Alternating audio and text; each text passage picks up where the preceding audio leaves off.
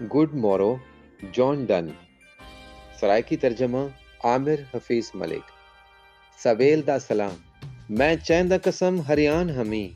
जो अज तो पहलो तू ते मैं वदे क्या करेंदे हासे डूहें सारा प्यार करन कोलो पहलो ना निके वेले तो पान छुचा कुसरत दे सोहने नज़ारे को पै चिंबड़े हसे बाले वांगू या सत सहाबे दे गार दे विच बस चेल धगेरी पै हासे हा इमें ही हन ख्वाबे वांग सभे चसां जे डिठा हा मैं हुस्न कदई जैकू अपना बनावण चाहदा हम बस तू हावें हिक तू हावें हुण ख्वाब तो जाग पए जो हैं हुण साडी जागी रूहें को हिक नवी सवेल दा सलाम होवे हिक दूजे को बेडर दे थे बेखबर थी बदगुमानी तू जैदी सिर्फ वजह मोहब्बत है भुल गई है बी हर शय दी चस निके जै हिक कोठे को जै दिते बदल हिक दुनिया विच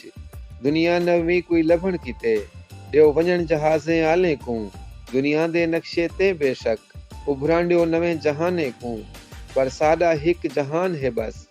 हिक मैं ते हिक तू है बस हिक थी पवूं जे असां ॾूहें जॾहिं हिक ॿिए ते हे दीद पवंदी तॾहिं मुखदा अक्स नज़रदा है मेरे अखीं विच बस इवें ही मेरे मुखड़े दा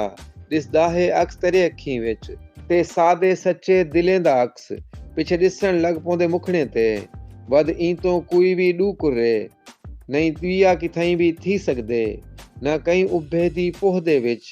ना सिजलां दे पचात दे विच जेड़ा मिट वेंदे हिक नहीं थींदा